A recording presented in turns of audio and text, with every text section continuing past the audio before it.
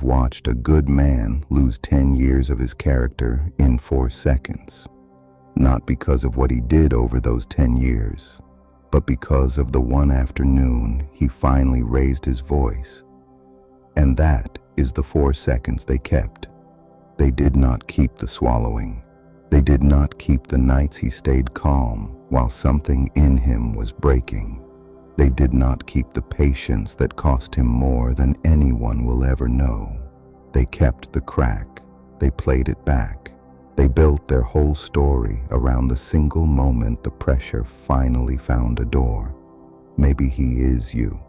Maybe you are still sitting with that one sentence that came out too loud, replaying it like it erased everything gentle you ever were. It did not. Tonight, hear the truth they will never say out loud. The storm was theirs long before the thunder was yours.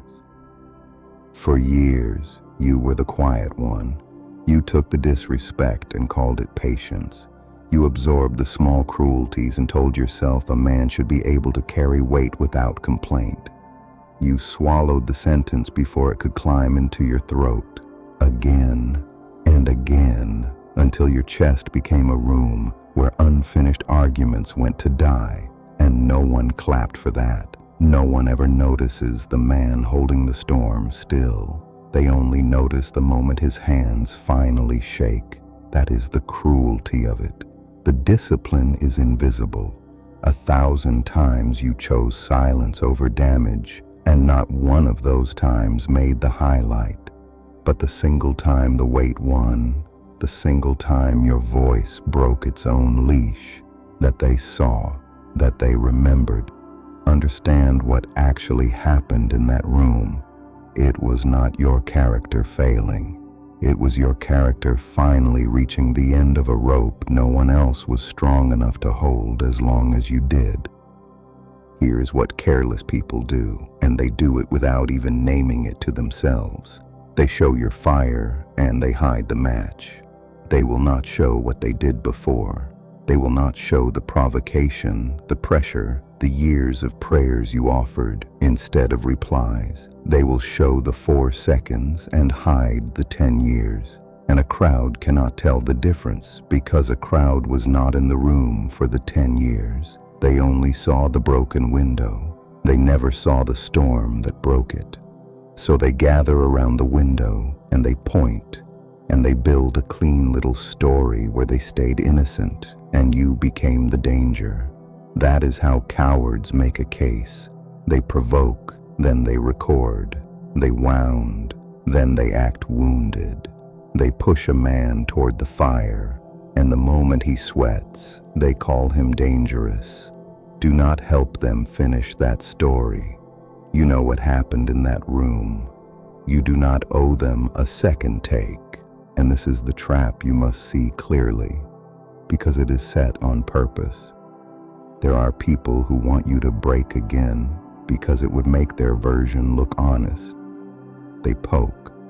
They whisper near the wound.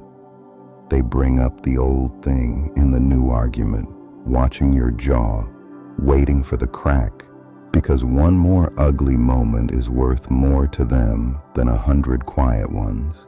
If they can make you act ugly once more, they get to erase everything else. They get to say, "See, we told you," as if the single reaction is the whole man. It is not. But your calm is not for them anyway. Your restraint is not a performance they get to review. So do not hand them the next scene. Do not give the actors a final act.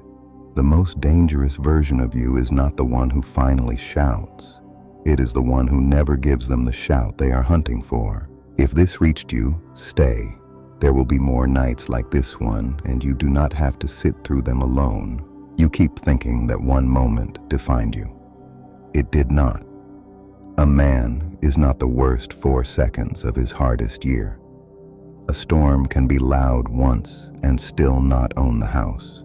You are the house. You are not the storm.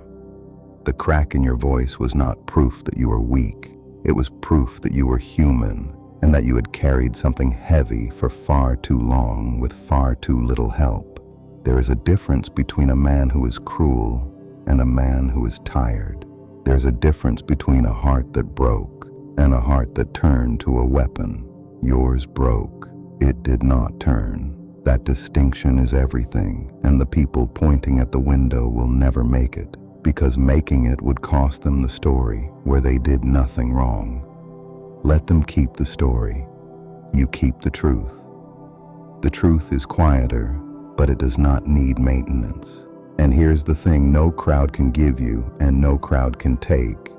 God saw the whole room. God saw the 10 years, not the 4 seconds. God saw the swallowed anger, the disciplined silence, the patience that cost you sleep. God knows the difference between a man who gave up and a man who is tired. God knows when your silence was worship, when your restraint was heavier than any revenge you could have taken. You do not need the crowd to understand what really happened. You do not need the person who provoked you to suddenly become honest. Some victories are private.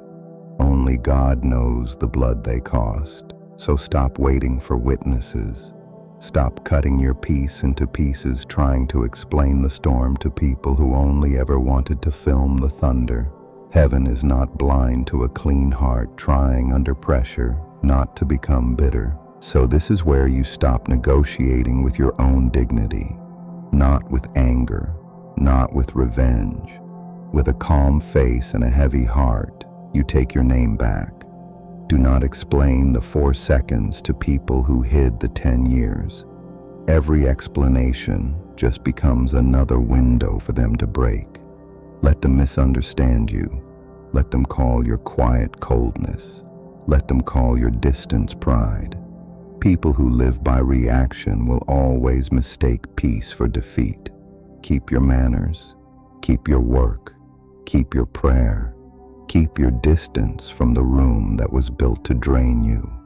You do not have to prove the pressure was real. You lived it. God saw it. That is enough. And do not become the thing that hurt you. Anyone can become bitter after being handled that way. It takes discipline to stay clean. The strongest man in that story is not the one who shouted.